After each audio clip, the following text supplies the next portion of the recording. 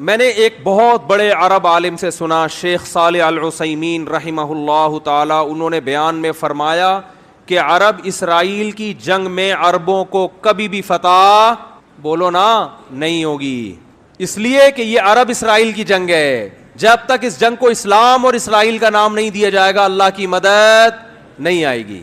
مسلم اسرائیل کی جنگ کہو گے تو مدد آئے گی۔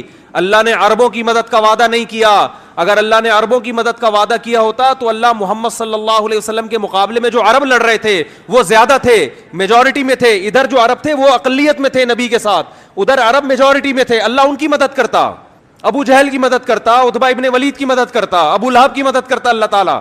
آپ صلی اللہ علیہ وسلم تنہا اور آپ کے ساتھ اکیلے ابو بکر، تو بتاؤ دو عرب اس طرف باقی سارے بولو نا اس طرف، مدد کی ان دو کی نا۔ اس کا مطلب اللہ نے عربوں کی مدد کا وعدہ بولو نا بھائی نہیں کیا۔ کس کی مدد کا وعدہ کیا ہے؟ مسلم کی، اسلام کی، جو قرآن پر ایمان لائے گا اور اللہ کے نبی پر ایمان لائے گا۔ اس کے لیے عربی ہونا ضروری نہیں ہے۔ تو اسلام کی جو دعوت ہے وہ کسی قوم کے ساتھ خاص نہیں ہے۔ مجھے وہ حدیث بڑی پیاری لگتی ہے، حضرت سلمان فارسی رضی اللہ تعالی عنہ، جو فارس کے تھے، پرشین تھے، فارسی بولتے تھے، جب ایران پر مسلمانوں نے حملہ کیا ہے، حضرت عثمان کا دور تھا غالباً، حملہ کہاں ہو رہا ہے؟ ایران پر، اور حملہ کرنے والے بڑے بڑے صحابہ، بڑے عشرہ مبشرہ میں بھی اکثریت اس جنگ میں موجود، کمانڈ کرنے والے سلمان فارسی۔ نہیں آ رہی بات؟ حملہ کس پہ کر رہے ہیں؟ اپنے ملک پہ۔ کس پر؟ ایران پر۔ صحابہ نے آپ سے اجازت مانگی کہ آپ ہمیں اجازت دیں ہم اٹیک کریں۔ آپ نے فرمایا نہیں، میں نے رسول اللہ صلی اللہ علیہ وسلم سے یہ فرماتے ہوئے سنا ہے کہ جب تک اسلام کی دعوت نہ دے دو اس وقت تک حملہ کرنے کی اجازت نہیں ہے۔ تو حضرت سلمان فارسی اپنی قوم پر حملہ کس کے خلاف ہو رہا ہے؟ بولو نا یار، کیا ہو گیا بھائی؟ بولنے میں کوئی پابند نہیں ہے تو میں بھی تو چیخ رہا ہوں نا، تھوڑا سا آپ چیخ لیں۔ اپنی قوم کے خلاف لڑائی، تو لڑائی سے پہلے اپنی قوم کے پاس دعوت لے کر گئے۔ دعوت کا انداز دیکھیں، جب بھی اسلام کی دعوت دی جاتی ہے تو انداز یہ ہوتا ہے بھائی ہم سب تم کو ایک خدا کی طرف دعوت دیتے ہیں، آؤ اسلام پہ تحقیق کرو، یہ دین برحق ہے، یہ تھا نا؟ نا نا نا نا، یہ انداز نہیں۔ اس وقت جو اسلام کی سب سے بڑی خوبی تھی نا اس کو ہائی لائٹ کیا کہ اس کے بعد بھی اگر اسلام سمجھ میں نہیں آ رہا تو پھر تمہاری سمجھ میں نہیں آئے گا۔ وہ خوبی یہ ہے کہ یا اہل فارس، اے اہل فارس، انا رجل منکم، میں تمہاری قوم کا آدمی ہوں۔ تمہیں پتہ ہے کہ عربوں میں عصبیت کوٹ کوٹ کے بھری ہوئی ہے۔ عرب کے علاوہ کسی کو برداشت نہیں، اپنے سے جیسا کسی کو نہیں سمجھتے۔ مجھے عرب نے نہ صرف یہ کہ عزت دی ہے اپنے جیسا، بلکہ اپنے سے برتر مجھے کمانڈر بنا دیا۔ عرب کی قیادت کس کے ہاتھ میں ہے؟ کمانڈر کون ہے؟ میں ہوں۔ یا اہل فارس، اے اہل فارس، انا رجل منکم، تمہاری قوم کا آدمی ہوں۔ ترون العرب یطیعوننی، چھوٹی موٹی قوم میری فرما برداری نہیں کر رہی، عرب کو دیکھ رہے ہو کہ تم میری کمانڈ کے تحت لڑ رہے ہیں۔ کیا انداز، خاندانی انداز تھا یا نہیں دعوت کا؟ آج اگر یہ چیز عربوں میں پیدا ہو جائے تو دنیا کا نقشہ بدل جائے گا۔ عرب کی عراق پر جب حملہ ہوا تو بعض عربوں نے نعرہ لگایا کہ کسی دوسرے عرب ملک پر ہم حملہ برداشت نہیں کریں گے۔ کاش وہ یہ کہہ دیتے کہ کسی دوسرے اسلامی ملک پر ہم حملہ برداشت بولو نا، لیکن نہیں نکلتا منہ سے۔ عرب تو بھئی عربوں کی تو مدد کہیں بھی نہیں قرآن میں لکھی ہوئی کہ اللہ کہتے ہیں میں عربوں سے محبت کرتا ہوں۔ ایک آیت بھی ہمیں ایسی نہیں ملی۔ یہ جو حدیث ہے کہ عربوں سے محبت کرو اس لیے کہ قرآن عربی، حدیث من گھڑت ہے۔ ٹھیک ہے، ہم پھر بھی فضیلت کے قائل ہیں کہ اسلام آپ میں پہلے آیا، آپ نے دنیا کی قیادت کی، اس بیس پر ہم عزت دیں گے آپ کو، لیکن اللہ کی طرف سے مدد اس بیس پہ نہیں آئی۔ جب بنو عباس کی خلافت کا، اسلام میں 2 خلافتیں عربوں کی آئی ہیں اور تیسری خلافت اجمیوں کی۔ بنو امیہ کی خلافت ختم، پھر بنو عباس کی خلافت جب ختم ہوئی تھی اسلام تباہ ہونے والا تھا، لیکن ترک کھڑے ہوئے اور اللہ نے ان کے ذریعے اسلام کو دوبارہ زندہ کیا، اور یورپ کی آنکھوں میں آنکھیں ڈال کے بات کرتے تھے۔ اس وقت بیت المقدس محفوظ تھا۔ ترک خلیفہ سے اسرائیل نے بیت المقدس کی تھوڑی سی زمین مانگی تھی، ترک خلیفہ نے کہا تھا کہ مٹی لے جانے کی بھی اجازت نہیں ہے، زمین تو دور کی بات، یہاں سے مٹی شاپر میں ڈال کے لے جانے کی بھی اجازت نہیں۔ اس وقت ہم اس قابل تھے کہ آنکھوں میں آنکھیں ڈال کے بات کرتے، اس لیے کہ اس وقت یہ جنگ عرب اسرائیل نہیں تھی بلکہ مسلم اور بولو نا بھائی اسرائیل۔ لوگ کہتے ہیں عرب جو ہے نا اسرائیل کو تسلیم کر رہے ہیں، تو بھائی کرنے دو، عربیت کی بیس پہ کر رہے ہیں، اسلام کی بیس پہ نہیں ہوگا۔ پاکستان اسلام کے نام پہ بنا ہے, عربیت کے نام پہ نہیں بنا. اس لیے پاکستان ابھی تک اسرائیل کو تسلیم نہیں کر رہا ہے اور انشاءاللہ نہیں کرے گا, اور اگر حکمران کرنے کی کوشش کریں گے تو ہم کرنے نہیں دیں گے انشاءاللہ. بیس اسلام ہے. آج کل میں کچھ ایتھیسٹ کی تقریریں سن رہا ہوں, بڑے نالائق ہیں, بڑے ہوشیار ہیں, باتوں کو بڑا گھماتے ہیں. اچھا, انہوں نے پھر بتایا کہ اسی وجہ سے یہاں پر جو سنگل مدر والی خواتین ہیں نا, سنگل مدر, ایسی مائیں سنگل, وہ کیا کہتے ہیں اس کو, سنگل مدر تو سنگل ہی ہوتی ہے, ایک بڑا مشہور لفظ انگلش میں استعمال ہوتا ہے سنگل پیرنٹ, یعنی اس کا فادر مارکیٹ سے کیا ہے, ہمیشہ کے لیے شارٹ ہو گیا, تو وہ ڈپریشن میں چلی جاتی ہیں ایسی, اور لاکھوں کروڑوں لڑکیاں اس طرح سے ڈپریشن میں گئی ہوئی ہیں. پھر ان کے لیے ادارے بنے ہوئے ہیں جو ان کو تسلیاں دیتے ہیں. یہ ہے آزادی, عورت کی آزادی, کماؤ, جاب کرو, مرد کے سہارے پہ مت جیو. ہمارے ہاں ذرا سروے کر کے دیکھو مردوں کا حال کیا ہے. لطیفے کس پہ بنتے ہیں شادی کے بعد, آدمیوں پہ بنتے ہیں. ٹھیک ہے کہ کچھ گھروں میں ناانصافیاں بھی ہوتی ہیں, ظلم بھی ہوتا ہے, مانتا ہوں, میجورٹی ایسی نہیں ہے. ایسی ہوتی تو یہ تمیز سے تھوڑی یہاں بیٹھے ہوئے ہوتے ٹوپیاں سر پہ لگا کے جمعے کی نماز. سب کے پیرنٹس جتنے یہاں لوگ بیٹھے ہیں, بتاؤ آپ سب کے باپوں نے آپ کی ماؤں کے ساتھ اچھا سلوک کیا, وفاداری کی کہ نہیں کی؟ اس پورے مجمع میں ایک آدھ شاید ایسا ہوگا جو یہ کہے گا میرے ابا نے میری اماں کے ساتھ اچھا نہیں کیا. 99.9% ایسے ہوں گے جو کہیں گے بھائی ہمارے ابا نے اماں کو گھر بھی لے کے دیا, ہمیں بھی اسکول میں پڑھایا, اور اب بھی ہماری اماں عزت احترام کے ساتھ گھر میں بیٹھی ہوئی ہیں. 99.9%.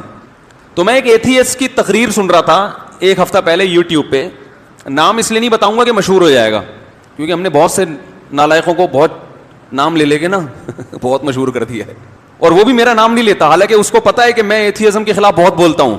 وہ کیوں میرا نام نہیں لے رہا, اس کو پتا ہے مفتی صاحب جواب کیا دے رہے ہیں میرے خلاف, خاندانی. وہ نام بھی ایسے لوگوں کے لیتا ہے جن کو سن کے لوگ اور اسلام سے دور ہو جاتے ہیں. ان کا نام لے کے کہتا ہے انہوں نے جو اسلام کی دلیل دی ہے نا یہ غلط دلیل دی ہے, تاکہ لوگ ان کو سنیں اور ویسے ہی کنفیوژن کا شکار ہو جائیں. کچھ ایسے اسلامک اسکالر ہیں تو نہیں اسلامی لیکن مشہور ہیں کہ اسلامک اسکالر ہیں. تو اس نے ایک خاتون کو بٹھایا ہوا, وہ بھی خدا کا انکار کرنے والی, وہ کہہ رہی ہیں اسلام نے کیسی سختی کی ہے عورتوں کے اوپر, ایسی سختی کی ہے کہ مرد زبان سے 3 لفظ نکالتا ہے اور بیچاری عورت کا بیڑا غرق ہو جاتا, 3 دفعہ طلاق نکالتا ہے اور عورت کا بیڑا کیا ہو جاتا ہے, غرق. اور پھر کہنے لگی انڈیا نے اچھا کیا کہ 3 طلاقوں پہ پابندی لگائی اور اس پہ سزا رکھی ہے, اور بیڑا غرق ہو جاتا ہے. تو تائید کر رہا ہے وہ اس کی سامنے جو بیٹھا ہوا ہے, اور 2-4 لوگ اور بھی, ہاں یار یہ دیکھو اتنا بڑا رشتہ, اتنا گہرا رشتہ, 3 لفظ نکالے اور کیا ہو گیا, ختم. اچھا, اس سے پہلے یہ تقریر کر رہی ہے کہ اسلام نے عورت کو مرد کا تابع بنا دیا ہے, ایکولیٹی نہیں ہے اسلام میں, ہیں جاب نہیں کر رہی اور یہ وغیرہ وغیرہ. میں نے اسی وقت پکڑا, وہ میرے سامنے تو ہوتی تو میں اس کو جواب دیتا کہ اگر اسلام نے عورت کو بیوی بنا کے ظلم کر دیا اور مرد کے ماتحت بنا دیا, تو جب مرد نے دھڑا دھڑ 3 طلاقیں نکالی تو عورت کو تو خوشی سے پاگل ہو جانا چاہیے کہ میں مرد کی قید سے آزاد ہو گئی. تو اب اس پہ ترس کیوں کھا رہی ہو اتنا؟ یہ تضاد ہے یا نہیں ہے؟ نہیں آ رہی بات. اگر یہ آپ سمجھ رہی ہو کہ اس کا گھر تباہ ہو گیا, وہ بیچاری مظلوم ہے, اس کا مطلب شوہر بہت بڑی نعمت تھا جو اس کو ملا ہوا ہے, اور شوہر آدمی ہوتا ہے. اس کا مطلب عورت کے لیے مرد یعنی ہسبینڈ ایک بہت مقدس رشتہ ہے, جس کو مل جائے اس کو شکر ادا کرنا چاہیے, اور یہ اسلام نے دیا ہے. نہیں آ رہی میرا خیال ہے بات, کھوپڑی نہیں ہے ان لوگوں کے پاس, باتوں کو کیا کر رہے ہیں, اپنی ہی باتوں میں تضاد. وہ جیسے میں نے بتایا نا ویمن رائٹس والی خاتون ایک ٹی وی پہ میرے سامنے بیٹھی ہوئی تھی کیمرے میں, تو میں نے کہا مجھے وہ شکر ہے اس وقت میں نے ان کو یہ چٹکلا نہیں سنایا. ایک دفعہ میں نے ٹیلی ویژن میں ایسا کوئی چٹکلا سنا دیا تھا جو اینکر کی جو ہنسی چھوٹی ہے نا, وہ کیمرے کے سامنے کہہ رہا ہے یار اللہ کا واسطہ مفتی صاحب ہلکا ہاتھ رکھو. تو وہ ویمن رائٹس کی جو خاتون تھی نا, انہوں نے خواتین کے حقوق میں کچھ ضرورت سے زیادہ بولتی ہیں. یہ مانتا ہوں خواتین پہ ظلم ہوتا ہے, تو مردوں پہ بھی ہوتا ہے, دونوں پہ ہوتا ہے. تو انہوں نے بولنا شروع کیا, ہمارے ہاں ڈیلیوری کے دوران ہر 3 منٹ میں اتنی عورتیں مر جاتی ہیں, اور تیزاب پھینکنے سے اتنی عورتوں کا بیڑا غرق ہو جاتا ہے, یہ کرنے سے اتنی عورتیں مر جاتی ہیں, پتہ نہیں 3 منٹ میں یہ, 4 منٹ میں یہ, 5 منٹ میں یہ, 6 منٹ میں اتنی عورتیں, 7 منٹ میں اتنی عورتیں. تو مجھے خیال ہوا, میں نے کہا کہ یار میں گھر فون کرتا ہوں, گھر والے خیریت سے ہیں کہ اتنی 2-3 منٹ میں اتنی انہوں نے مار دی ہیں, تو پتہ نہیں میرے گھر میں کوئی زندہ بچا بھی ہے کہ نہیں بچا ہے. ایسی رپورٹ پیش کرو جو کم از کم. اور پھر میں نے کہا اتنی ڈلیوری ہو نہیں رہی ہے جتنی ڈلیوری سے عورتیں مار رہی ہیں. یہ ڈلیوری آج کل خواتین کے بچے کہاں پیدا ہو رہے ہیں, 2 کے بعد تو بریک ختم, 2 بہت 3 ہو گئے بچوں کا ریشو اتنا کم اتنے پیدا نہیں ہو رہے جتنے انہوں نے بچوں کی نسبت پیدا کرنے والی ماؤں کو مارا ہے اسپیڈ کے ساتھ. تو میں کہنے والا تھا محترمہ مر رہی ہیں لیکن آپ کی اسپیڈ کچھ ضرورت سے زیادہ تیز ہے, تھوڑی اسپیڈ کم کر لیں, چاہیے نا. ہائی وے پہ لکھا ہوتا ہے نا کہ 120 سے اوپر الاؤ نہیں ہے, تو آپ 220 پہ پہنچ گئی ہیں, اس کو تھوڑا سا کیا کریں. لیکن میں نے کہا یار پہلی دفعہ کسی کوئی ٹاکرا ہوا ہے ویمن رائٹس والوں کے ساتھ, ابھی ایسی میں نے بات کی تو یہ اپنی انسلٹ نہ محسوس کریں کہیں, اس لیے ہم تمیز سے ہی چلتے رہے. تو وہ جو ایتھیس خاتون ہے وہ انٹرویو دیتے ہوئے یوٹیوب چینل پہ کہہ رہی ہے کہ اسلام نے, پہلے کہہ رہی ہے کہ اسلام نے عورت کو, مرد آزاد ہے, عورت بھی کیا ہے آزاد, کوئی ایک دوسرے کے غلام نہیں ہے, دونوں پیرلل ہیں, دونوں برابر ہیں. اور کہہ رہی ہے اسلام نے دیکھو 3 دفعہ زبان سے نکالو اور کیا ہو جاتا ہے گھر بس اس کو زندگی تباہ. تو کیوں تباہ ہو گئی؟ اگر اسلام نے بیوی بنا کے عورت کو فار ایگزامپل فرض کرو غلام بنا دیا تو آپ کو تو خوش ہونا چاہیے کہ اس غلامی سے نکالنا بہت آسان کر دیا اسلام نے, 3 دفعہ منہ سے بولو ختم. لیکن آپ مانتی ہو کہ مسلمان جب 3 طلاقیں دیتا ہے تو عورت کا بیڑا غرق ہوتا, مانتا ہوں کہ ہوتا ہے غرق. یہ غرق اس لیے ہوا ہے کہ یہ بہت بڑی نعمت اس کو ملی ہوئی تھی, اور یہ نعمت کس نے دی تھی؟ اسلام نے دی تھی, جو اس کو بھی محافظ اس کے بچوں کا بھی محافظ. سمجھ میں آ رہی ہے بات؟ ہاں, یہ آپ کہہ سکتے ہیں کہ جب اتنی بڑی نعمت ہے عورت کے حق میں شوہر, اور پہلے تو میں بتا دوں بڑی نعمت ہے, تبھی تو اسلام عورت کو عدت گزارنے کا حکم دیتا ہے. اور فقہاء اس کی حکمت, بہت سی حکمتوں میں ایک یہ بھی ہے کہ بزوال نعمت الزوج, شوہر کی نعمت اس سے چھن گئی ہے, اس کو احساس ہوگا اس کا, عدت گزارے گی تاکہ دوبارہ شوہر ملے گا تو اس کی قدر کرے گی کہ مجھے سوگ منانے کا حکم شریعت نے اس لیے دیا تھا کہ شوہر ایک بہت بڑی نعمت ہے جو مجھ سے چھن گئی, ورنہ اسلام سوگ منانے کی کہاں اجازت دیتا ہے. رہا یہ کہ اتنی بڑی, وہ میرا ٹاکرا ہو تو میں اس سے بات کروں گا نا, میرا ٹاکرا ہوا نا اس خاتون سے تو میں اس کو یہ پھر دلیل دوں گا, ہو سکتا ہے یہ دلیل اس تک پہنچ جائے.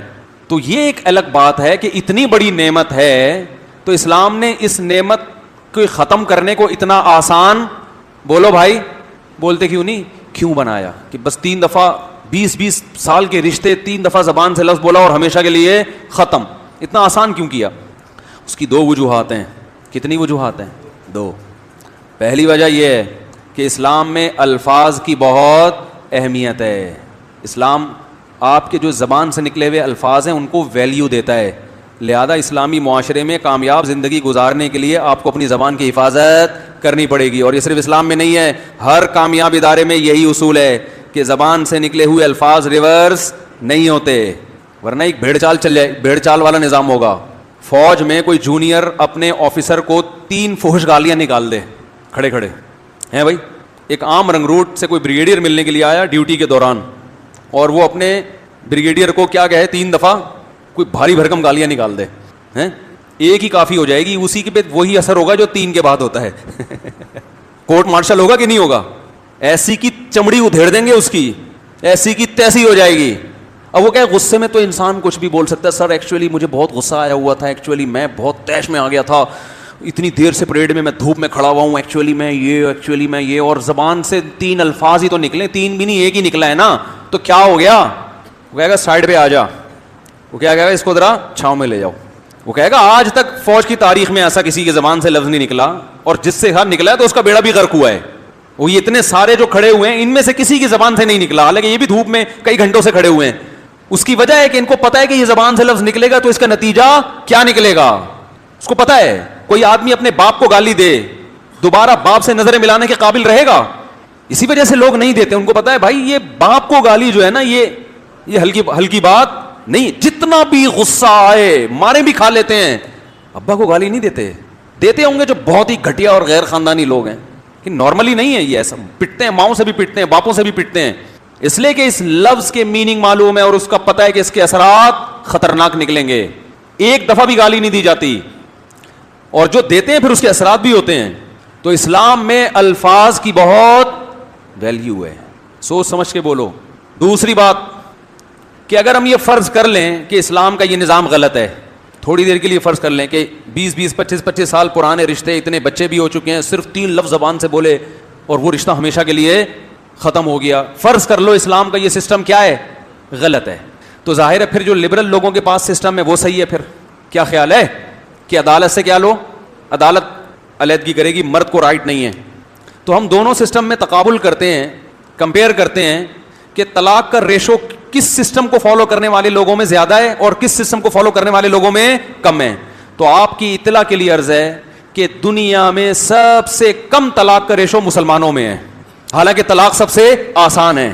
اور دنیا میں سب سے زیادہ طلاق کا ریشو ہندوؤں اور گوروں میں ہے, حالانکہ ان کے یہاں طلاق دینا مشکل ہے. جن کے ہاں طلاق دینا مشکل ہے ان کے ہاں ریشو زیادہ, جن کے ہاں آسان ہے ان کے ہاں ریشو کم. اس کا مطلب آپ کا سسٹم دیکھنے میں اچھا ہے, حقیقت میں اچھا نہیں ہے. ہمارا دیکھنے میں اچھا نہیں ہے, گہرائی میں جاؤ گے پتہ چلے گا بہت اچھا ہے.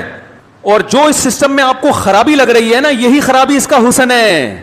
اسی وجہ سے نہیں ہے طلاق, اس لیے کہ مرد کو پتا ہے کہ 3 دے دیں تو ریورس گیئر نہیں ہے. یہی چیز مرد کو طلاق دینے سے روکتی ہے.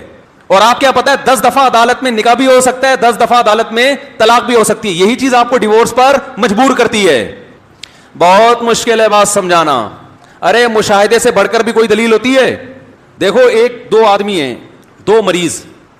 ایک مریض کو حکیم نے کہا, دونوں باریک دبلے, ایک مریض کو حکیم نے کہا کہ اس کو خربوزہ کھلاؤ اس کی صحت اچھی ہو جائے گی. دوسرا حکیم کہہ رہے نہیں خربوزہ نہیں, اس کو سیب کھلاؤ. اب دونوں حکیموں کا کیا ہو گیا, اختلاف. اب آپ نے خود ریسرچ شروع کی کہ یار ان دونوں پیشنٹ کو خربوزے سے صحیح ہوں گے یا سیب سے صحیح ہوں گے. تو آپ نے گوگل پہ سرچ کرنا شروع کیا, سیب میں کیا ہے, خربوزے میں کیا ہے, اس کی بیماری کیا ہے, اس کی بیماری سے کون سا پھل زیادہ میچ کر رہا ہے. بڑے لمبی چوڑی تحقیقات کے بعد آپ نے سیب تجویز کیا. فار ایگزامپل, مثال دینے میں گورنمنٹ کی طرف سے کوئی پابندی نہیں ہے. لوگ کہتے ہیں پتہ نہیں کس قسم کی مثالیں دے رہے ہیں. اب آپ نے وسیم کو سیب کھلا دیا, وہ اور باریک ہو گیا. خربوزے کے بارے میں آپ کی کوئی تحقیق نہیں تھی, بلکہ جتنی تحقیقات گوگل پہ آپ نے سرچ کی اس سے لگتا تھا کہ خربوزہ فار ایگزامپل مثال کے طور پر, گورنمنٹ نے پابندی چونکہ نہیں لگائی ہے اس لیے مثال دے رہا ہوں کہ اور کمزور کر دے گا آپ کو, لیکن وہ آپ نے سلیم کو کھلایا, اس سے وہ کیا ہو گیا, صحت مند. تو آپ کہو گے رپورٹیں گئیں, بولو بھائی تیل لینے. اگر کوئی کہے نا اب سلیم نے خربوزہ کھایا تو صحت مند ہو گیا, سیب کھایا تو دبلا ہو گیا. اب جتنے بھی حکیم ساری رپورٹیں لے کر آئیں گے, یار خربوزے سے یہ نہیں ہوتا, اصل میں تو تمہیں سیب کھاؤ, وہ کہے گا ان رپورٹوں کو اپنے پاس رکھو. مشاہدے سے بڑھ کر کوئی دلیل نہیں ہوتی. مشاہدہ یہ ہے کہ مسلمانوں کا جو فیملی سسٹم ہے آج بھی پوری دنیا میں سب سے زیادہ خاندانی ہے, نمبر 1 ہے. اتنا برداشت کسی کے باپ میں دم نہیں ہے جتنا ہم اپنی بیویوں کو, مسلمان مرد یعنی ہم سے مراد, برداشت کرتے ہیں. اور میں اس گھر میں بھی بیان جاتا ہے نا, بولیں گے اچھا یعنی ہم سے مراد ہم سب, غلطی سے ہم نکل گیا تھا, آپ بھی شامل تھے اس میں. اتنا دم کسی میں آج کل نہیں ہے. سروے کرو پتا چلے گا. جتنا بیٹیوں کو ہمارے معاشرے میں باپ شوق سے پالتا ہے نا, بیٹیوں کا غم اٹھاتا ہے, گوروں میں اور ہندوؤں میں یہ دم نہیں ہے. ان میں بھی چند ایک ہی ہیں, میجورٹی نہیں ہے. لڑکیوں کو پیدا بھی کرتے ہیں, پالتے بھی ہیں, ان کی شادیوں کا بھی انتظام, ان کی ساری ٹینشن لیتے ہیں. نہ پیدائش سے روکتے ہیں, یہ بھی نہیں کرتے, یہ جرم بھی نہیں کرتے. ویمن رائٹس کی باتیں بہت ہیں, مگر جو ویمن رائٹس پہ سب سے زیادہ چیختی ہے نا, اپنے گھر بیٹی پیدا ہونے پہ سب سے زیادہ وہ روئے گی پہلے. سمجھ رہے ہو کہ نہیں سمجھ رہے؟ ہمارے یہاں خوشی مناتے ہیں. کیوں؟ اسلام نے بتایا کہ جس نے 3 بیٹیوں کی کفالت کی, آپ صلی اللہ علیہ وسلم نے فرمایا اضمنت لہ بالجنہ, میں اس کے لیے جنت کا ضامن ہوں. آپ چونکہ اللہ کو مانتے ہی نہیں, لہذا جنت آپ کی ڈکشنری میں ہے ہی نہیں. آپ کو بیٹی کے پالنے پر کوئی فائدہ نظر نہیں آتا, لہذا آپ جتنا مرضی ویمن رائٹس پہ چیخو چلاؤ, بیٹی پہ آپ کبھی بھی خوش نہیں ہوگے. بیٹیوں پہ تو ہم خوش ہوتے ہیں بھائی. ہمارے ایک دوست ہے ماشاءاللہ 9 بیٹیاں. میں نے کہا یار تمہارا تو مجھے لگتا ہے کہ کچھ کرنے کی ضرورت ہی نہیں ہے تمہیں. 3 ضمانتیں تو تم نے اکٹھی کر لی. اور بھائی کہیں جاب جاتے ہو نا, جاب کے لیے تو کچھ پوا ہوتا ہے نا, سفارش ہوتی ہے. ایک آفیسر کی سفارش مسترد کر دی, دوسری لے آئے گا آدمی, تیسری لے آئے گا, تو کسی نہ کسی کی تو چلے گی نا. اس کا یہ مطلب نہیں کہ اب کچھ بھی نہیں کریں. جنت میں جانے کے سارے اسباب اختیار کرے انسان, جہنم سے بچنے کے سارے اسباب اختیار کرے. اسباب تو سارے اختیار کرنے. اب قیامت میں کون سا تکا لگ جائے؟ بہت سو کی بیٹیاں بخشوا دیں گی ان کو. حدیث کے الفاظ دیکھو, جس نے بیٹیوں کی کفالت کی, کن لہو, کیا الفاظ ہیں یار, کن لہو حرزم من النار, فرمایا اس کے اور جہنم کی آگ کے درمیان میں دیوار بن جائیں گی, رکاوٹ بن جائیں گی. کہ یہ نہیں ہے اللہ, یہ نہیں ہو سکتا. حرزم من النار, رکاوٹ بن جائیں گی. آپ کسی کا رکاوٹ کسے کہتے ہیں؟ رکاوٹ کہتے ہیں آپ کا ٹریک تو وہی ہو, جاؤ اس طرف رہے ہوں. جیسے آپ جا رہے ہوتے ہیں, کسی گلی میں مڑنا ہوتا ہے, آپ کی نیت یہی ہے اسی گلی میں گھسنا ہے, لیکن بیریئر لگا ہوتا ہے. آپ کہتے ہیں یار چاہتا تو ہوں مگر اس بیریئر کی وجہ سے نہیں جا سکتا. کیا مطلب؟ وہ گناہگار باپ جو اپنے عمل سے یہ ثابت کیا اس نے کہ میں جہنم میں جانا چاہتا ہوں, عمل اس کو کہاں لے کے جا رہا ہے؟ جہنم. لیکن بیریئر کس کا ہوگا؟ بیٹیوں کا بیریئر ہوگا جو اسے روک دیں گی. تو ویمن رائٹس, بہت میڈیا پہ بکواسات کی جا رہی ہیں اسلام کے خلاف, بہت کچھ لبرل لوگ اسلام خواتین کے حقوق کے نام پہ بیڑا غرق کر رہے ہیں. اور وہ محترمہ یہ بھی فرما رہی تھی کہ اسلام نے عورت پہ اتنے ظلم کیے, مگر پھر بھی حیرانگی ہوتی ہے پاکستان میں عورتیں اسکارف لیتی ہیں اور مذہب کو فالو کرتی ہیں. یہ صرف برین واشنگ ہے. ان مولویوں نے عورتوں کا برین کیا کر دیا ہے؟ واش کر دیا, کہ ان سے سارے حقوق چھین کے بھی ان کو اسلام اچھا لگ رہا ہے. نہیں آ رہی بات, کیسا زہر گھولا جا رہا ہے, کیسا زہر گھولا جا رہا ہے. اعتراض سمجھ میں آیا؟ وہ جو ایتھیس خاتون ہے وہ کیا کہہ رہی ہے کہ سوال ہوتا ہے نا, پھر بھی اتنی عورتیں, جب اسلام نے عورت پہ اتنا ظلم کیا ہے, اس کو مرد کے ماتحت بنا دیا اور مرد کے خرچے پہ پل رہی ہے. مرد کے خرچے پہ پلنا یہ ظلم ہے ان کی نظر میں. کسی اور کے خرچے پہ آپ اگر پلتے ہو تو ظلم ہے یا مزے ہیں؟ مزے ہیں بھائی. پھر اولاد کا خرچہ بھی باپ پہ مت ڈالو. بولے ظلم ہے, اسلام نے جو باپ کو کہا ہے کہ بچوں کو کھلائے گا, نا نا نا نا, بچے خود کمائیں گے, یہ گورنمنٹ دے گی ان کو. تو میرے بھائی, اسلام میں جو آزادی ہے وہ آپ کو دنیا میں کہیں نظر, بولو بھائی, نہیں آئے گی. اسلام نکاح طلاق کے معاملے میں گورنمنٹ کی مداخلت برداشت, بولو بھائی, کہتا ہے یہ پرسنل معاملہ ہے, اس میں عدالت کو ٹانگ اڑانے کی اجازت. عدالتیں جو خلا کی ڈگریاں پکڑا رہی ہیں, اسلام کہتا ہے اس کی اجازت نہیں ہے. آپ کی بیوی عدالت چلی جائے, جج صاحب فوراً خلا پکڑا دیں گے. یہ آزادی ہے, یہ غلامی ہے, یہ گورنمنٹ کی غلامی ہے کہ جو مہر آپ نے خرچ کیا ہے بھائی, آپ نے اس کو اپنے گھر میں تحفظ دیا, اب وہ جج کی مرضی سے آپ کے نکاح سے نکل گئی, تو یہ آزادی تھوڑی ہے. یہ تو آپ کو حکومت کا غلام بنا دیا کہ آپ اپنی بیوی کے مالک بھی نہیں ہو. آپ کہہ سکتے ہو بیوی کو بھی تو آپ کا غلام بنا دیا, نہیں بنایا. صرف نکاح کے معاملے میں ماتحت بنایا ہے, غلام نہیں بنایا, ماتحت بنایا نکاح کے معاملے میں, کہ چونکہ اس پہ کچھ ذمہ داریاں ڈالی ہیں لہذا کچھ چیزوں کی اطاعت آپ نے کرنی ہے. خیر, تو میں یہ عرض کر رہا تھا کہ اسلام نے ہمیں انسانوں کی غلامی سے نکال کے کس کا غلام بنایا؟ اللہ کا. اور رائٹ انسانوں کو دیے ہیں, حکومت کو رائٹ حکومت سے چھینے ہیں. اب ہر معاملے میں آپ دیکھو, یہاں تک کہ رسول اللہ صلی اللہ علیہ وسلم سے صحابہ نے پوچھا, یا رسول اللہ ہم چیزوں کی قیمتیں متعین کر دیتے ہیں, آپ متعین کر دیں. آپ نے فرمایا نا نا نا نا, ان اللہ هو المسعر, چیزوں کی قیمتیں اللہ متعین کرتا ہے. جس چیز کو اللہ نے سستا کرنا ہوتا ہے زیادہ پیدا کر دیتا ہے, جس چیز کو اللہ نے مہنگا کرنا ہوتا ہے اس کو بولو کم کر دیتا ہے. چیزوں کی قیمتیں بھی, اصل اصول یہ ہے, کہیں ظلم ہو رہا تو ایک الگ بات ہے, چیزوں کی قیمتیں بھی گورنمنٹ متعین اسلام میں نہیں کر سکتی. اصل حکم یہ ہے, وہ مجبوری کے احکام الگ ہیں. اور آپ صلی اللہ علیہ وسلم نے فرمایا, دعوا الناس یرزق اللہ بعضهم ببعض, لوگوں کو تجارت میں آزاد چھوڑ دو, اللہ لوگوں کو ایک دوسرے کے ذریعے رزق دے گا. یہ جو ٹیکس کا نظام, انتہائی غلیظ نظام جو ہمارے اوپر مسلط ہے, جس کا نہ سر نہ پیر, یہ وہ ٹیکس ہے جو ونس اپون اے ٹائم جو بادشاہی دور تھا نا, جو غنڈہ گردی کے ذریعے لوگوں کی جیبوں سے پیسے نکالے جاتے تھے, اب اس کو لیگل کر کے نکالا جا رہا ہے. بلیک منی اور وائٹ منی کا نام دے دیا. میں آسٹریلیا میں تھا, ہمارے ایک دوست کی تنخواہ ٹھیک ٹھاک, میں نے کہا بچتا کتنا, کہتے 43% گورنمنٹ کو ٹیکس جاتا ہے. واہ واہ واہ واہ واہ, یعنی آدھی تنخواہ گورنمنٹ لے رہی ہے ٹیکس میں. لیکن ملک ہے بڑا انسانی حقوق کا عالم بردار, جہاں غریبوں کا بڑا خیال کیا جاتا, بڑا امن, بڑا زبردست. ابو بھائی امن تو قائم ہوگا, یہ گورنمنٹ اپنی ذمہ داری تھوڑی پوری کر رہی ہے. ارے مجھے ایک بات بتاؤ, آپ, بس ختم کر رہا ہوں بات کو, مجھے ایک بات بتاؤ, آپ 50 لاکھ روپے کما رہے ہو, آپ نے مجھ سے آ کے کہا یار مفتی صاحب 50 لاکھ تو کما رہا ہوں, گھر میں ہر وقت ڈکیتی کا ڈر ہوتا ہے, تو میں کہوں گا یار 20-30 ہزار کا گارڈ رکھ لو, یہی کہوں گا نا, کیا ہو گیا. لیکن میں آپ سے کہتا ہوں 50 لاکھ میں سے 25 لاکھ مجھے دے دو, سیکیورٹی تمہاری میرے ذمے ہے. اب کیا ہے کہ میں نے آپ کی سیکیورٹی کا انتظام کیا, آپ بڑے خوش کہ پاکستان میں لوگ سیکیور نہیں ہیں, الحمدللہ میں اپنے گھر میں سیکیور ہوں, مفتی صاحب کو 25 لاکھ دے رہا ہوں اور اللہ کا شکر ہے 25 لاکھ آرام سے بیٹھ کے کھا رہا ہوں. اس کا مطلب آپ سے بڑا مکھنچو آج تک دنیا میں پیدا ہوا ہی نہیں ہے, کیونکہ ڈاکو آپ سے کتنے چھین لیتا, 1 مہینے کی تنخواہ چھین لیتا نا.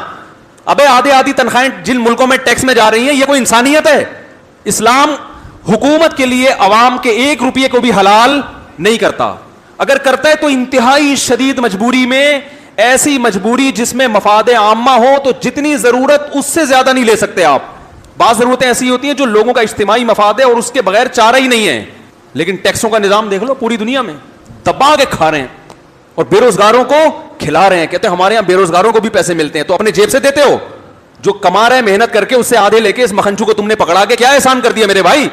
نہیں آئے گی سمجھ میں, رہنا تو نہیں آئے گی سمجھ میں. چلیں پھر نماز کے بعد مسائل کا سیشن ہوگا, شاید اس میں کچھ سمجھ میں آ جائے.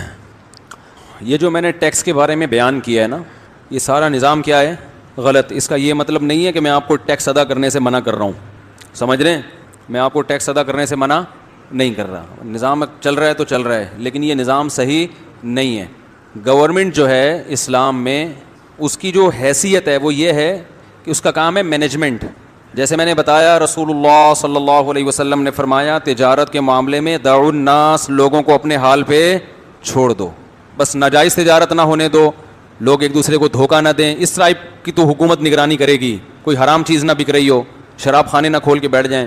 باقی جو بھی تجارت ہے کچھ بھی کوئی کرتا ہے تو آپ نے فرمایا لوگوں کو اپنے حال پہ چھوڑ دو. اس کا نتیجہ کیا ہوگا, یرزق اللہ بعضهم ببعض, لوگوں کو اللہ ایک دوسرے کے ذریعے روزی دے گا. یعنی اس میں بزبان حال ہم اس کی حدیث کی تشریح کر دیتے ہیں کہ اللہ تعالیٰ گورنمنٹ کو زیادہ فری کرانے کی اجازت, کہ آپ زیادہ لوگوں کے روزی کے ٹھیکیدار بولو بھائی نہ بنے, زیادہ فنٹر نہ بنے, کیونکہ اللہ نے بارشیں برسائی ہیں, زمین سے چیزیں پیدا ہوں گی, ہر ایک دوسرے کی ضرورت پوری کر کے اس سے روٹی کمائے گا اور اس کو بھی کمانے کا موقع دے گا.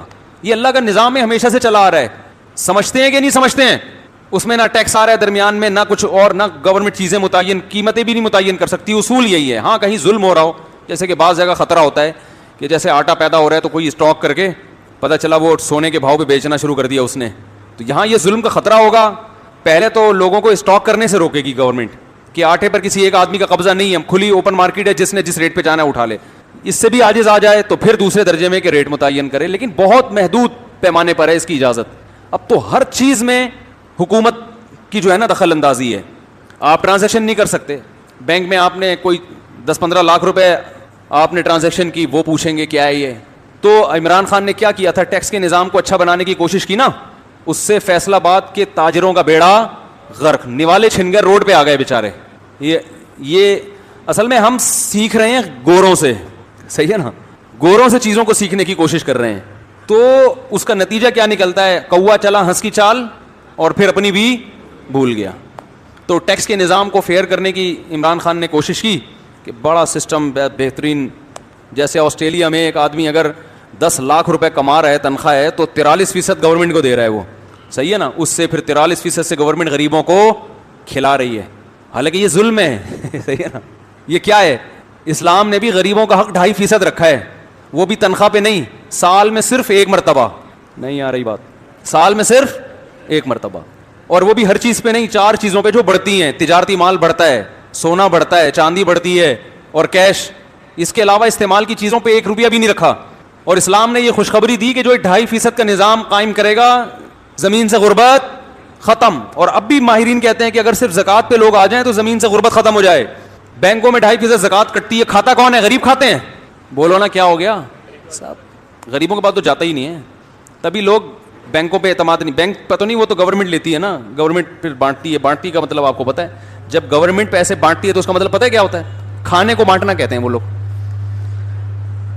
بھائی اس کو مائک کو صحیح کریں, کھانا جو ہے نا اس کو حکومت کی ٹرم میں بانٹنا کہا جاتا ہے غریبوں میں. ٹھیک, خیر کچھ نہ کچھ بنٹتا بھی ہے, ایسا نہیں ہے, لیکن کھایا طبیعت سے جاتا ہے. تو خیر, تو یہ جو ٹیکس کا موجودہ نظام ہے, اب آپ گاڑی خرید رہے ہو 10 لاکھ کی, ٹیکس 10 لاکھ اس پہ جتنی قیمت ہے اتنا کیا دے رہے ہو, بیڑا غرق.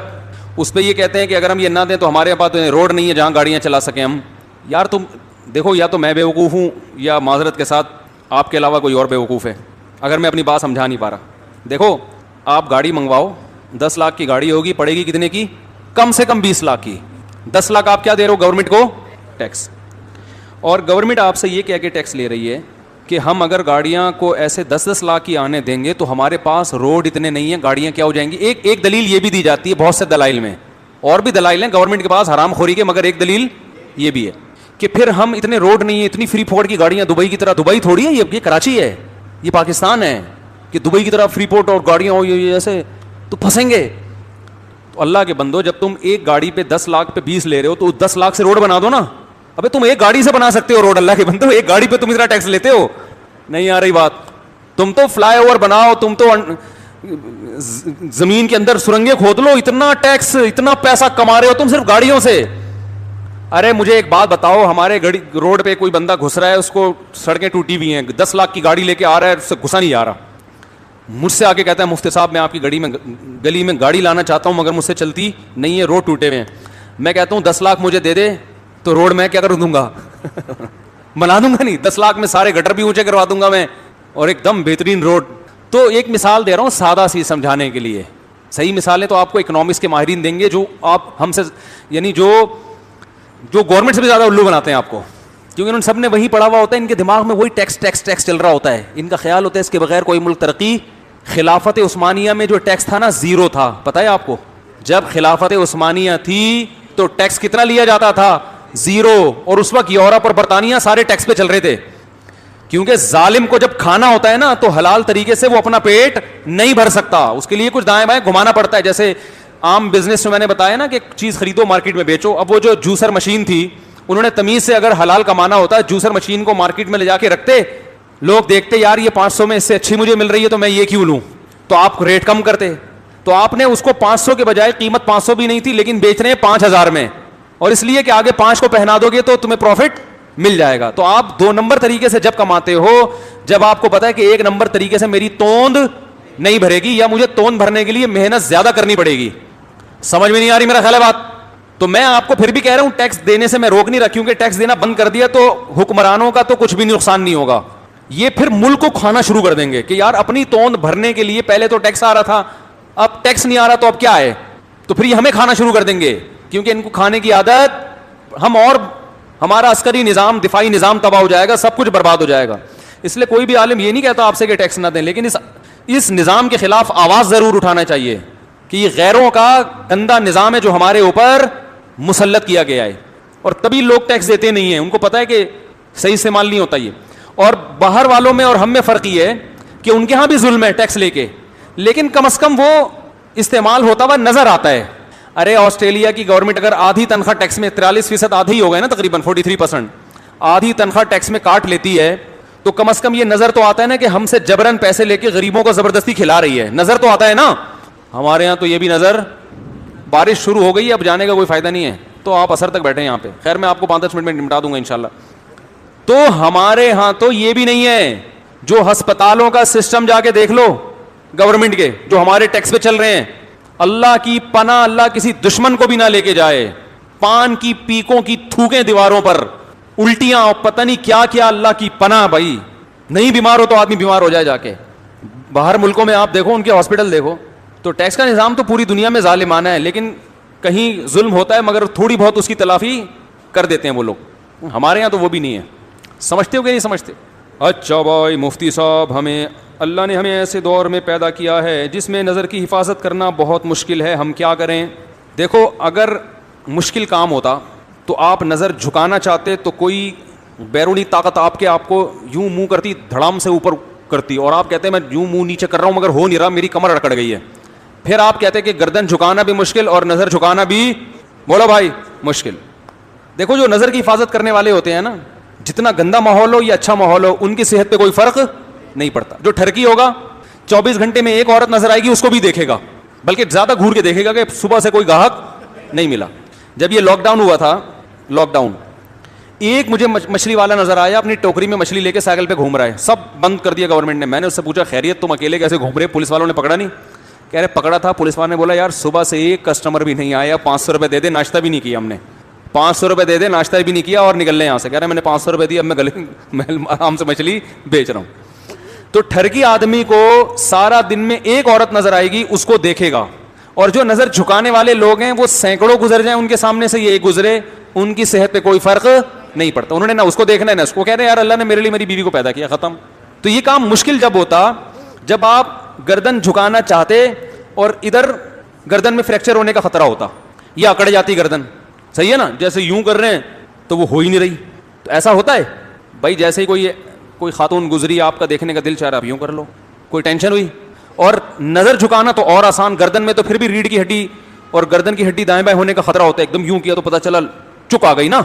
پلک کو جھپکنے میں, نظروں کو نیچے کرنے میں تو انرجی, میرا خیال ہے اتنی سی بھی انرجی خرچ نہیں ہوتی کہ جسے ڈاکٹر کوئی کہیں کہ آپ کی اتنی انرجی یوٹیلائز ہو گئی ہے, اب آپ 6 پراٹھے کھائیں بیٹھ کے.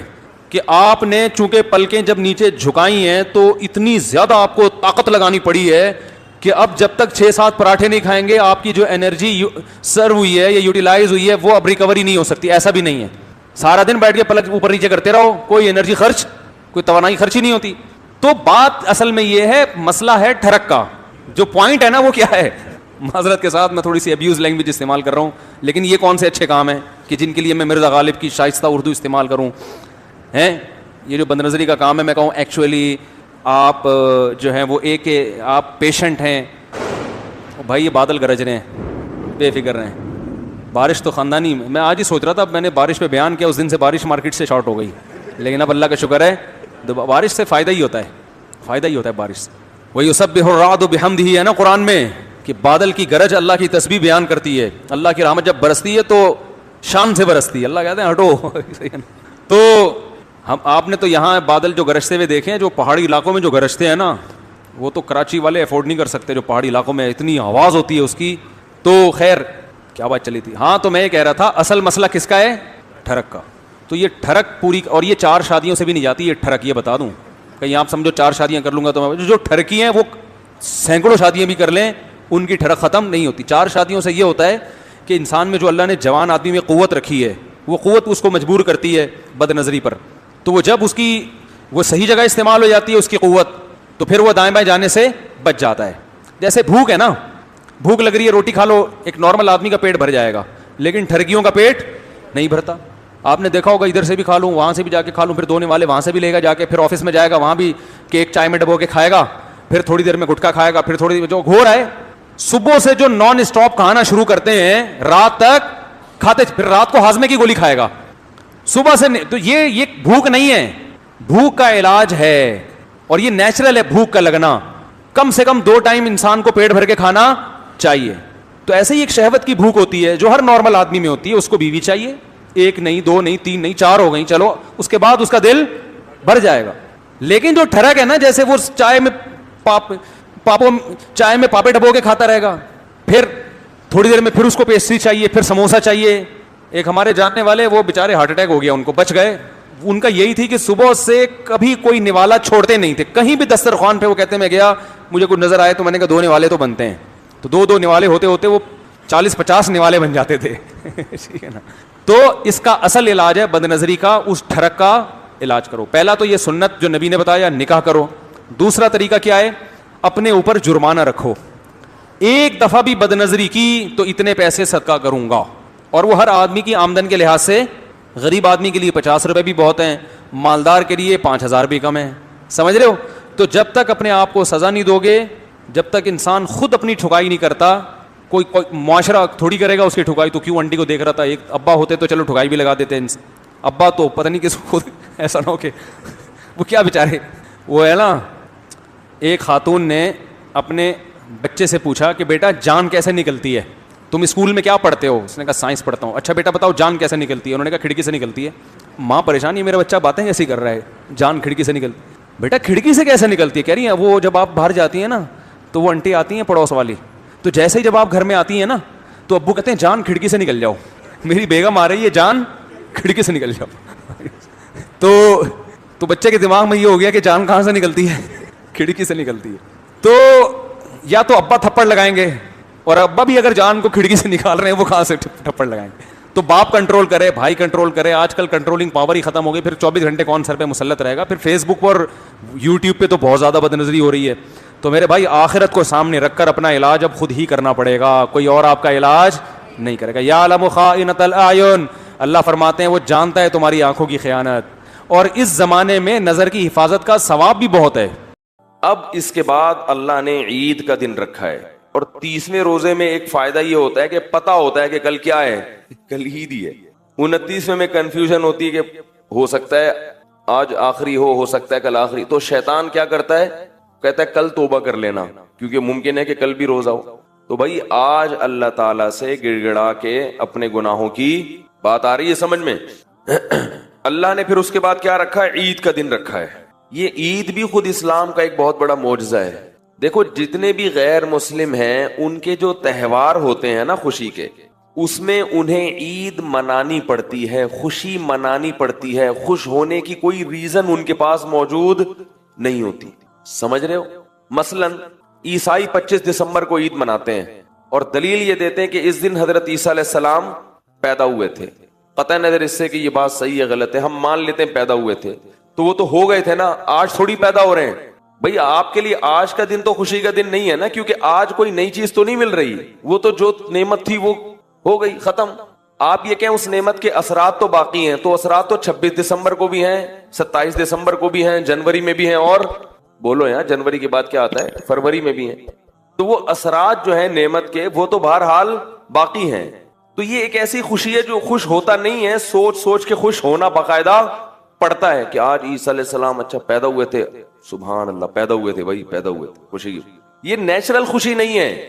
نیچرل خوشی وہ ہوتی ہے کہ اس وقت آپ کو کوئی نعمت مل رہی ہو. پرانی خوشی کو یاد کر کے انسان خوش ہوتا ہے, مگر اس کے لیے کوئی دن متعین نہیں ہے, وہ تو جب بھی یاد تازہ ہوگی خوش ہوگا. آپ کو اللہ نے اولاد دے دی, بڑے عرصے کے بعد آپ کو بیٹا پیدا ہوا 21 جنوری کو. اب آپ جس دن پیدا ہوا ہے 21 جنوری, اس دن تو خوش ہوں گے.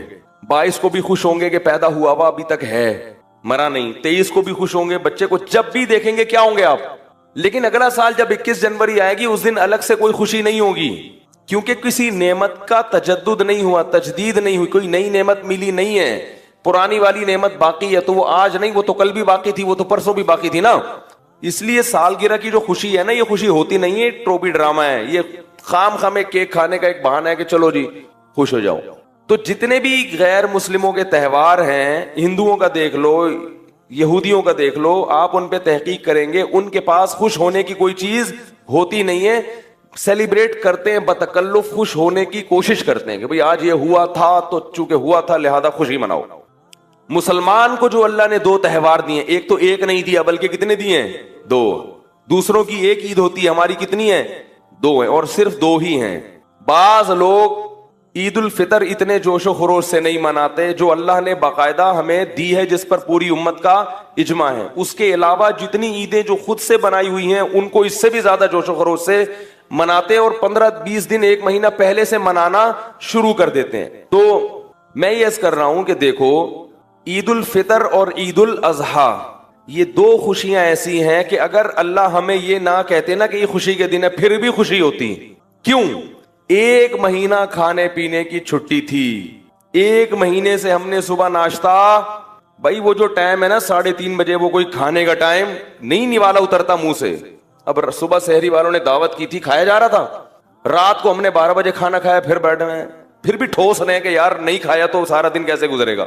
پانی زبردستی ٹھوس رہے ہوتے ہیں کہ یار بھر لو, بعد میں پینے کو.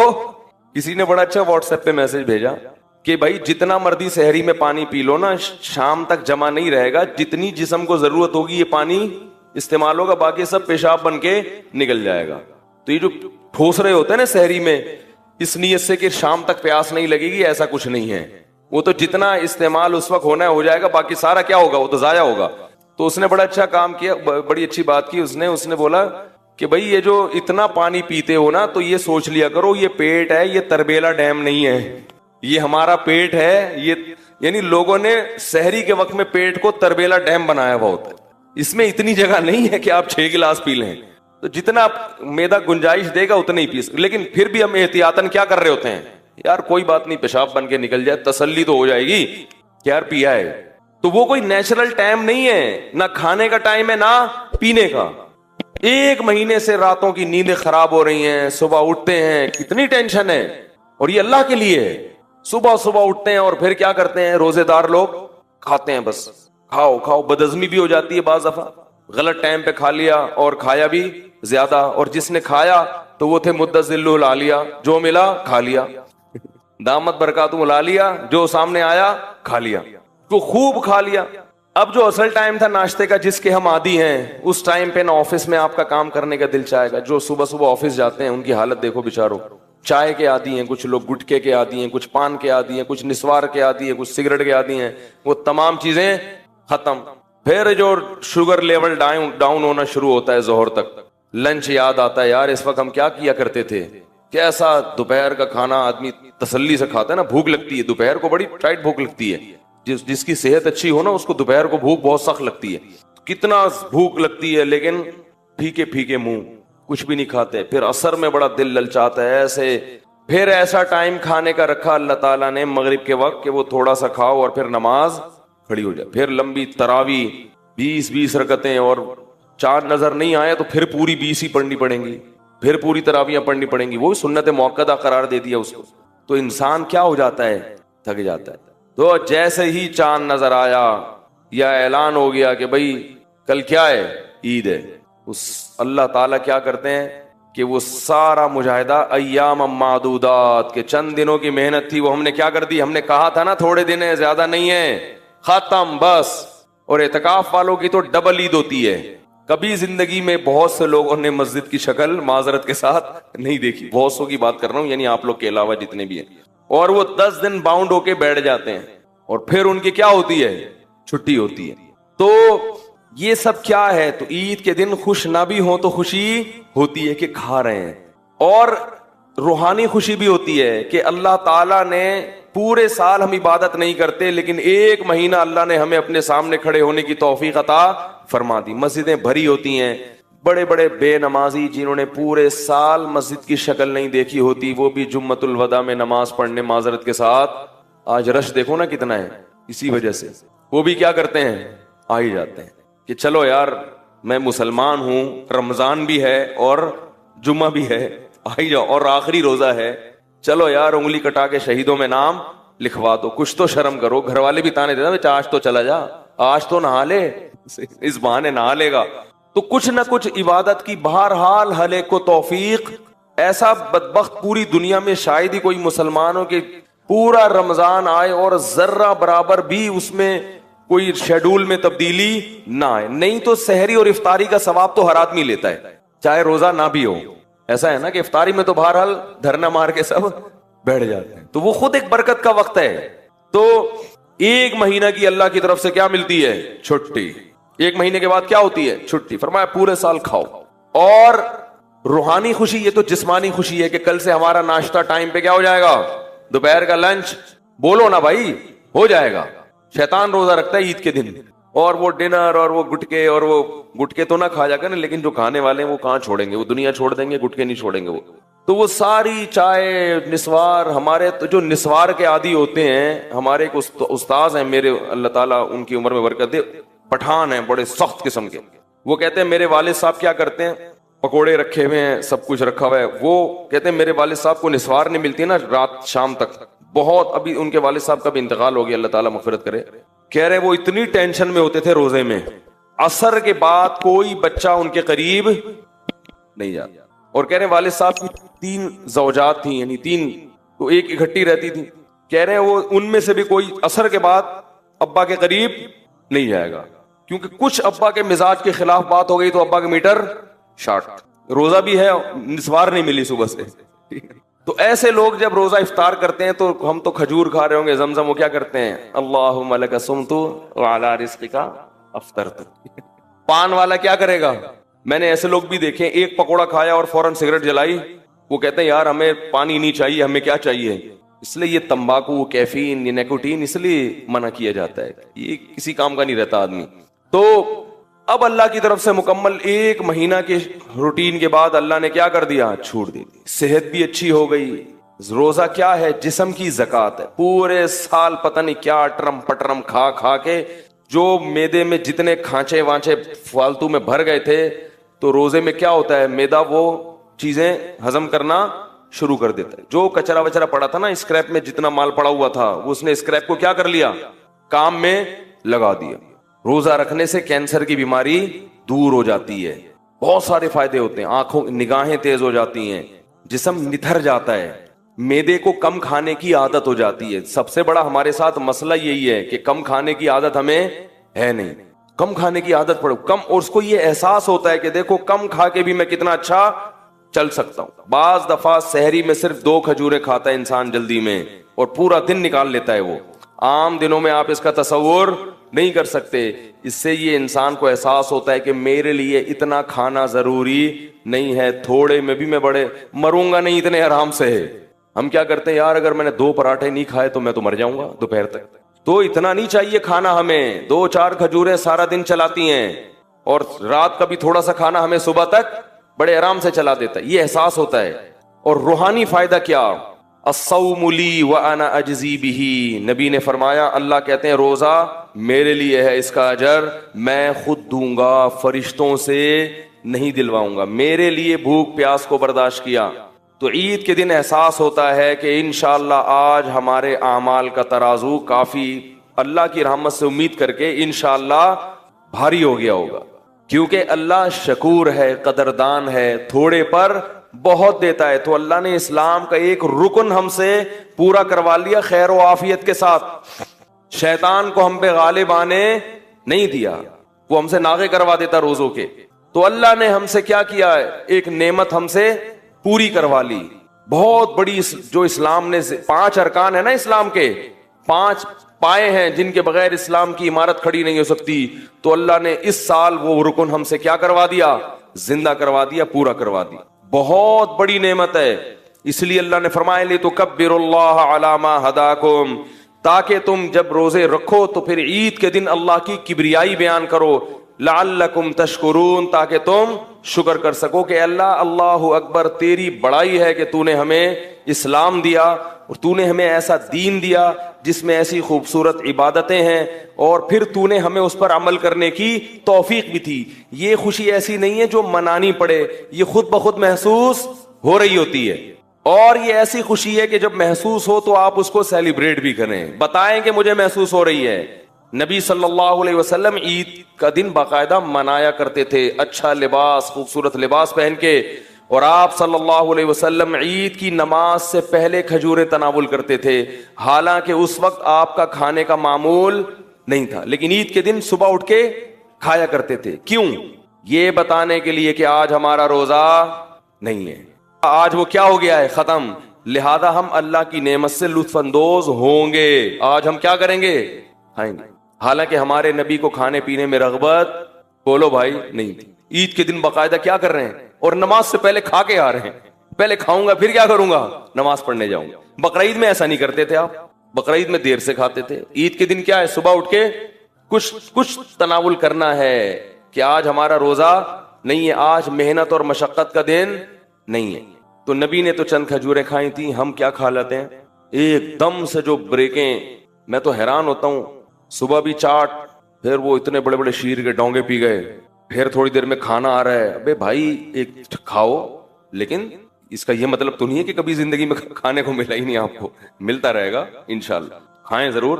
جب انسان بھوکا رہتا ہے نا تو معدہ ایک دم سے پھر کھانا ہضم نہیں کر پاتا، وہ پھر خراب ہو جاتا ہے، تو وہ اس کا بھی تھوڑا سا خیال کرنا چاہیے۔ بہرحال اللہ نے ہمیں یہ خوشی کیا دی جو ہمیں منانی نہیں پڑتی، باقاعدہ خوشی محسوس ہوتی ہے، اور روحانی بھی ہے کہ اللہ نے گناہوں کو معاف کیا، سارے نہیں بھی معاف ہوئے ہوں گے تو کچھ تو ہو گئے ہوں گے نا۔ خوش قسمت تو وہ ہیں جن کو پوری توبہ کی توفیق مل گئی، نہیں تو کچھ تو کم ہوا۔ بھائی اتنے روزے رکھے ہیں، ٹھیک ہے بدماشیاں بھی ہیں، لیکن یہ بھی تو ہے نا قیامت میں، اگر فرشتے کہیں گے تو نے یہ کیا، تو نے یہ کیا، نالائق تو اس دن فلم دیکھ رہا تھا، تو اس دن یہ کر رہا تھا، تو ہم کہیں گے اللہ یہ بھی تو ہے، روزہ بھی تو رکھا ہوا تھا رمضان میں، تراویح بھی تو پڑھ رہا تھا، تو کچھ تو کم ہوگا نا۔ جہاں گناہوں کی سزا ہے وہاں نیکیوں کی جزا بھی تو ہے، کچھ تو تخفیف ہوگی۔ اگر رمضان نہ ہوتا تو صرف گناہ ہی گناہ ہوتے، نیکیاں ہمارے پلڑے میں یا تو ہوتی نہیں یا بہت تھوڑی ہوتی۔ یہ وہ خوشی ہے جو مسلمان کو عید کے دن محسوس ہوتی ہے، اور پھر اللہ نے اس کے منانے کی باقاعدہ اجازت بھی دے دی۔ دوسری خوشی بقرعید ہے، دوسرا تہوار کون سا ہے ہمارا؟ بول لو بھائی، بقرعید، عید الاضحیٰ۔ عید الفطر میں بھی 2 خوشیاں، جسمانی بھی اور روحانی بھی۔ جسمانی کیا؟ کھاؤ پیو اتنے عرصے، ویسے تو روز کھاتے ہیں لیکن عادی ہو جاتے ہیں، جب آپ کو چھٹی دے دی جائے نا تو پھر زیادہ مزہ آتا ہے کھانے کا۔ مجھے تو ابھی سے کل کا دوپہر کا وہ جو ہے نا سوچ کے پاگل ہو گیا، کیا کھاؤں گا کل دوپہر کو میں کھانے میں، سوچ رہا ہوتا ہے، کیونکہ دوپہر کھانے کے بعد جو لیٹو کمر سیدھی کرنے کے لیے تھوڑی دیر نیند کرو پھر اٹھو، کیسا فریش ہو جاتا ہے آدمی، کیسا فریش ہو جاتا ہے۔ اس لیے علماء کہتے ہیں عید کے دن بار بار یہ نہ کہو ہائے رمضان ہائے رمضان ہائے، بھائی اللہ جب کہہ رہا ہے خوش ہو جاؤ تو بس ٹھیک ہے نا۔ بعض لوگ کہتے ہیں نہیں مجھے تو رمضان ہی چاہیے، رمضان، بس صوفی بننے کی کوشش کرتے ہیں۔ اعتکاف والوں کو بھی خوشی ہوتی ہے، چھٹی مل گئی، نعیم بھائی سے جان چھوڑ گئی، وہ آپ کے فائدے کے لیے بولتے ہیں اللہ کے بندو۔ تو کیا ہوا؟ او ہو شروع سے جا ہی نہیں رہی تھی آواز. چلیں صحیح. دوسرا ہمارا تہوار کون سا ہوتا ہے؟ عید الاضحیٰ. اس دن بھی دو خوشیاں ہیں, روحانی بھی, اور ایسا کریں یہ مجھے ایسے پکڑا دیں یار, اس کو ہٹا دیں, یہ صحیح ہے. عید الاضحیٰ کے دن بھی روحانی خوشی بھی ہوتی ہے اور جسمانی. جسمانی کیا؟ دھڑا دھڑ گوشت پیلو تسلی کے ساتھ. کیا خیال ہے؟ اتنا گوشت پورے سال کھانے کو نہیں ملتا. اتنا گوشت بکرے کا بھی ہے, گائے کا بھی ہے, دمبے کا بھی ہے, ٹھیک ہے, اور اونٹ کا بھی ہے, اور پھر چانپے بھی ہیں, پائے بھی ہیں. یعنی ایسا نہیں ہوتا کہ پائے آپ کو نہ ملیں, بھائی بہت ہیں پائے, پائے سریاں بھی ہیں, اور کٹاکٹ چاؤ, وہ نہیں, وہ مکروہ ہے ہمارے یہاں. کٹاکٹ جو گردے پھیپڑے کا ہوتا ہے, کلیجی بھی ہے. اتنا وافر مقدار میں گوشت. کلو منہا, اللہ فرماتے ہیں رج کے کھاؤ, وَأَطْعِمُ الْبَائِسَ الْفَقِيرَ, اور غریبوں کو بھی رج کے کھلاؤ. تو گوشت دبا کے تسلی کے ساتھ اتنا تازہ اور اتنا لذیذ, قربانی کے گوشت کی لذت ہی الگ ہے. اتنا گوشت پورے سال, اور گوشت سید الطعام ہے, تمام کھانوں کا کیا ہے؟ بادشاہ ہے. یہی وجہ ہے کہ ہر دعوت میں کیا ہوتا ہے؟ گوشت ہوتا ہے. اگر آپ نے ولیمے کی دعوت کی اور آپ نے بہترین قسم کے دال چاول کھلا دیے کسی کو, وہ مانے گا؟ بولے گا بھائی گوشت کہاں ہے؟ باربیکیو میں گوشت ہوتا ہے. ہر بڑے ہوٹل میں کیا ہے؟ مسلمان گوشت خور ہے, ہندو گوشت نہیں کھاتے. سنے آپ کھانے لگے ہیں واللہ عالم, لیکن مسلمان ہمیشہ سے کیا ہے؟ گوشت خور ہے. کیونکہ گوشت خوراک ہے بھائی, لذت بھی ہے اور پروٹین بھی ہے. تو یہ ہمیں تازہ وافر مقدار میں کھانے کو ملتا ہے ہر قسم کا. اور روحانی فائدہ, ایک فائدہ کیا کہ ہم کھلاتے بھی بہت ہیں. عام دنوں میں اتنا کھلا نہیں سکتے, جیب بسا اوقات اجازت نہیں دیتی. اتنا کھلاتے ہیں, 1/3 صدقہ کر دیا, رشتہ داروں کو بانٹ دیا, دعوتیں کر لیں. تو اللہ کو کھلانے والا بھی کیا ہے؟ پسند ہے. اور یہاں جو ایک مادی فائدہ یہ بھی رہ گیا کہ عام دنوں میں جب آپ کھائیں گے تو کھانے پہ ثواب نہیں ملتا, ثواب روزے پہ ملتا ہے. لیکن بقرعید کا گوشت کھانا کیا ہے؟ ثواب ہے. اسی وجہ سے بقرعید میں روزہ رکھنا حرام ہے, کیونکہ اللہ تمہاری دعوت کر رہا ہے اور تم اللہ کی دعوت کو ٹھکرا رہے ہو. تو اس سے زیادہ نفیس کھانا, عزت والا کھانا ہو سکتا ہے کہ اللہ اس جانور کو کس کی طرف منسوب کر رہے ہیں؟ میرا ہے یہ, اور میں تمہیں کھلا رہا ہوں. کھلاتا تو پورے سال اللہ ہے, لیکن اس کی نسبت اللہ نے کس کی طرف کی؟ اپنی طرف. کہ یہ میرا جانور ہے, میرے نام پہ قربان کیا تو مجھے دے دیا, مجھے گفٹ کر دیا ہے. اب میں تمہیں اجازت دیتا ہوں کہ میری اس چیز میں سے تم بھی کھاؤ. آپ کہے میرا روزہ ہے, غضب آئے گا اللہ تعالیٰ کو. تو وہ کھانا بھی معمولی کھانا نہیں ہے. وہ کون کھلا رہا ہے؟ اللہ کی طرف نسبت ہے, اللہ کی ضیافت. اللہ نے میزبانی کی ہے مسلمانوں کی, تو اس کا کیا مزہ ہے بھائی؟ اس کو تو پھر کباب بنا بنا کے ٹھوسو. اور دوسرا روحانی فائدہ, یہ تو جسمانی فائدے ہو گئے. دوسرا روحانی فائدہ کیا؟ صدقات و خیرات. اور ایک بہت سب سے بڑا فائدہ کیا کہ ابراہیم علیہ السلام کی یاد ہم نے تازہ کر دی. ان کی سنت کو زندہ کرنے کے لیے ہم نے جانور کیا کیا ہے؟ قربان کیا. لہذا ہر ایک بال پر اللہ ہمیں نیکی دے رہا ہے. تو روحانی طور پر جو اعمال کا ترازو تھا وہ کافی وزنی ہو جاتا ہے. نبی نے فرمایا کہ اللہ کو بقرعید کے دن جانور کا خون بہانے سے زیادہ کوئی عمل محبوب نہیں ہے. اور یہ دیوانگی ہے کہ مال کو ضائع کر دو اللہ کے لیے. تو روحانی سکون میں ملتا ہے کہ اللہ کے لیے ہم نے کیا کیا؟ اپنے مال کو قربان کیا. اور جسمانی بھی کہ دوپہر کیا ملے گا کھانے کو؟ کلیجی تو 10 بجے ہی آ جاتی ہے, اور پھر وہ چلتا رہتا ہے سیٹ اپ. تو یہ دو خوشیاں ہمیں منانی نہیں پڑتی خود بخود. تبھی مسلمان عید اور بقرعید کے دن نہ شراب پیتے ہیں, نہ ناچتے گاتے ہیں, کیونکہ ان کو خوشی منانی نہیں ہے, خوشی خود بخود ہو رہی ہے.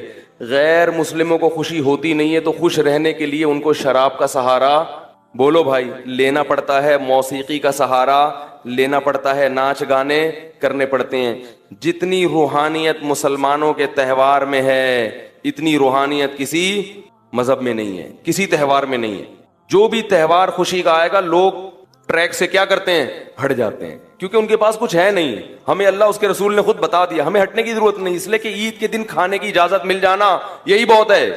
بھائی کھائیں گے آج, بس یہ کافی ہے. ہمیں اسی سے بہت خوشی ہو گئی. روٹی کھائیں گے, پراٹھا کھائیں گے صبح اٹھ کے, بہت دنوں سے نہیں کھایا, یہی خوشی بہت ہے. تو اس لیے میرے بھائی قرآن مجید میں اللہ تعالیٰ کا ارشاد ہے فطرت اللہ التی فطر الناس علیہا، اسلام وہ دین فطرت ہے جس پہ اللہ نے لوگوں کو پیدا کیا. یہ محمد صلی اللہ علیہ وسلم کا بنایا ہوا دین نہیں ہے. کوئی انسان اس قابل نہیں ہوتا کہ وہ اتنی سی عمر میں بغیر کسی یونیورسٹی میں پڑھے ایک ایسا دین دنیا کو دے کے چلا جائے جس کے مقابلے میں کھڑے ہونے کے لیے کوئی تیار نہ ہو. تو اسلام کا رمضان بھی اسلام کے برحق ہونے کی دلیل، رات کی تراویح بھی اسلام کے برحق ہونے کی دلیل، اور مسلمانوں کے تہوار بھی اسلام کے برحق ہونے کی دلیل. اور اس میں عید الفطر بھی ہے اور صدقہ فطر بھی ہے، تاکہ آپ کے ساتھ غریب لوگ بھی عید کی خوشیوں میں شریک ہو جائیں. صدقہ فطر ہے. فطر کا فلسفہ بڑا ٹیکنیکل ہے، بس یہ آخری بات کر کے بیان ختم کرتا ہوں. دیکھو صدقہ فطر کیا ہے کہ آپ جتنے بچے پال رہے ہیں سب کی سر کا کیا نکالیں گے؟ صدقہ. جتنے بچے زیادہ ہوں گے صدقہ اتنا ہی زیادہ. اور یہ صدقہ فطر جرمانہ نہیں ہے، شکرانہ ہے. کیونکہ عید میں جرمانے، بولو یار بڑی ٹیکنیکل بات کر رہا ہوں، ٹیکنیکل، یہ کتابوں میں شاید آپ کو نہ ملیں. صدقہ فطر شکرانے کا صدقہ ہے، جرمانے کا ٹیکس نہیں ہے کہ اتنے کیوں ہیں. یہ شکر ہے کہ ماشاءاللہ اتنے ہیں، تو تمہیں اللہ نے تمہارے ذریعے سے اتنے لوگوں کو کھلا رہا ہے، لہذا سب کی طرف سے شکر کے صدقہ نکالو کہ اللہ تو نے میرا ہاتھ اوپر رکھا اور مجھے اتنا کچھ دیا کہ میں اتنے لوگوں کی، اتنے بچوں کو کھلا رہا ہوں. اللہ نے کہا یہ اتنی بڑی نعمت ہے کیونکہ کھلانا اللہ کا کام ہے، یہ اللہ کی صفت. تو یہ تجھے اللہ نے توفیق دی کہ تو کھلا رہا ہے، لہذا اس کا شکر میں مزید پیسے تجھے جمع کرانے پڑیں گے. تو اس سے فیملی پلاننگ والوں کے نظریات پہ بولو بھائی. وہ کہتے ہیں 2 بچے نعمت ہیں، 2 بچے نعمت ہوتے تو 10 بچوں پہ شکرانہ کم ہوتا، 2 پہ زیادہ ہوتا کہ اتنی بڑی نعمت صرف 2 ہیں. اللہ نے کہا جتنے بچے ہیں ہر ایک کا شکرانہ الگ سے کہ اللہ یہ بھی ہے، یہ بھی تو نے مجھے نعمت دی، لہذا اس کا بھی 2.25 کلو گندم یا 2.25 دونوں قول ہیں علماء کے. اے اللہ یہ بھی تو نے مجھے دیا اور میں اس کو کھلا بھی رہا ہوں، تو اس کی طرف سے بھی کیا ہے؟ شکر کہ تو نے مجھے کھلانے کی توفیق دی. اور ہر سال یہ دوبارہ شکر ادا کرنا پڑے گا کہ اب تک ہیں. سمجھ رہے ہو؟ تو صدقہ فطر میں ہمیں یہ تصور میں ملتا ہے کہ بڑا خاندان ہوگا تو صدقہ فطر زیادہ ہوگا، کیونکہ اللہ کی نظر میں بڑا خاندان یہ بہت بڑی نعمت. تو امید ہے آپ لوگوں نے ادا کر دیا ہوگا، نہیں کیا تو کر دیجیے گا، بہت ثواب ملے گا انشاءاللہ. اللہ تعالی ہم سب کو عمل کی توفیق عطا فرمائے. سبحانک اللہم و بحمدک، نشہد ان لا الہ الا انت، نستغفرک ونتوب الیک. کل 7:15 بجے عید کی نماز ہوگی انشاءاللہ. صدقہ فطر جو ہے بہتر ہے عید سے پہلے دیں، لیکن عید کی نماز کے بعد بھی جائز ہے، وہ قضا نہیں ہوتا لیکن ثواب کم ہو جاتا ہے. سمجھ رہے ہیں؟